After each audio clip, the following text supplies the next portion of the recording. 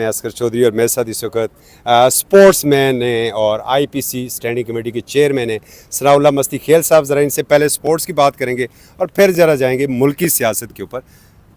की कीता ने सर इंडिया क्यों नहीं आ रहा, क्यों नाराज़ कर दिता ने?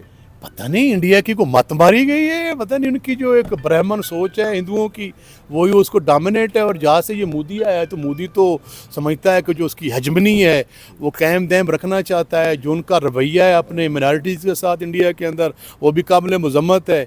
तो वो इस सोच के साथ कि शायद मैं सब क्रिकेट जो आ रहा है तो पाकिस्तान की कोई नेक नामी होगी और पाकिस्तान का क्रिकेट बोर्ड जो है उसके पास कोई पैसा वाफिर मकदार में आ जाएगा, तो आए रोज़ जो है वो साजिशें करता रहता है। तो ऐसी मैं समझता हूँ जो है वो उसको मुंह की खानी पड़ेगी।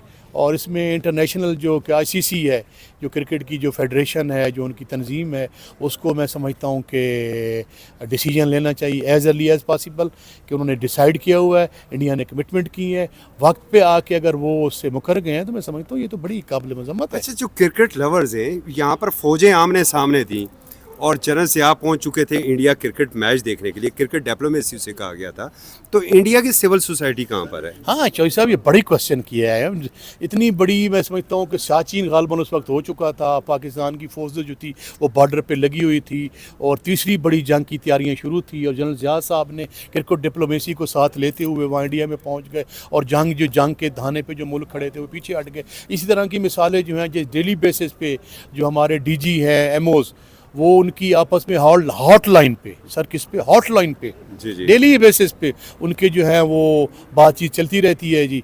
तो ये क्रिकेट लवर्स के लिए तो मैं समझता हूँ कि बड़ी तकलीफ़ दह बात है। इंडिया और पाकिस्तान का मैच देखने वाला होता है और इंडिया और पाकिस्तान के जो लोग हैं बड़े लवर्स हैं क्रिकेट के, और पूरी दुनिया जो ये 1.5 अरब का ख़त्ता है 2 अरब का, उसमें मैं सब खुशी की एक इलामत होती है, स्टेडियम फुल होते हैं और तमाम लोग अपने कारोबार छोड़ के अपने को जो मुलाजिम तबका लोग हैं वो छुट्टियाँ लेके मैच देखने में टीवी पे बैठते हैं, टिकट की बांध के देखते हैं और आँख भी नहीं झपकते, इतनी उनको शौक़ है। तो मैं समझता हूँ कि ये इंडिया वाले भी शौकीन है, लवर्स हैं, उनको मैं समझता हूँ कि अपनी हुकूमत को जो है वो उनको बावर करवाना चाहिए कि नहीं आप फैसले को रिव्यू करें और पाकिस्तान में अपनी टीम को आने देंगे। आप भी पॉलिटिशियन है, मोदी भी पॉलिटिशियन है, मोदी सरकार को क्या कहेंगे आप? उनकी हिंदुत्वा सोच है सर, असल सोच है उसकी हेजमनी है, वो ब्राह्मण सोच का आदमी है।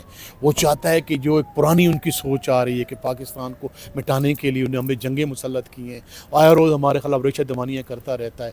वो उस लिहाज से कि अगर क्रिकेट में कुछ 4% पाकिस्तान कमा लेगा या पाकिस्तान की इकानमी जिससे कुछ स्ट्रांग होगी या स्पोर्ट्स के लिए आगे जो है वो पैसा खर्च होगा, तो उसकी जो एक हिंदुत्वा सोच है, नेगेटिव सोच है, उसकी हेजमनी की सोच है कि पाकिस्तान के वो ख़िलाफ़ हैं, पाकिस्तान को फलता फूलता नहीं देखना चाहते, पाकिस्तान को खुशहाल नहीं देखना चाहते। जब पूरी दुनिया की पूरी वर्ल्ड की टीमें पाकिस्तान में आएगी तो पाकिस्तान का एक इमेज बनेगा। इस इमेज को जो है समझता हूँ रोकने के लिए इंडिया जो है ये सारी साजिशें कर रहा है। अगर वो नहीं आता है, हठधर्मी है, तो कल पाकिस्तान को भी हठधर्मी दिखानी चाहिए। देखिए जी, मैं तो सच्ची सी बात है हठधर्मी के लफ्ज़ के ख़िलाफ़ हूँ। मैं तो पॉलिटिकल वर्कर हूँ, पॉलिटिकल वर्कर जो है रस्ते बंद नहीं करते और आखिर तक जो है इनको इंगेज करना चाहिए। इंटरनेशनल फेडरेशन जो है आईसीसी जो है इनको इंटरवीन करे और उसका जो बेहतर हल है वो निकाले और उनको कायल करे और कि ये पाकिस्तान में खेलने के लिए आए जी। तो जो आपने क्वेश्चन किया है बी हमें क्या करना चाहिए, फिर बी सी वो कहते हैं ना सियाने जी, when the river come will cross it.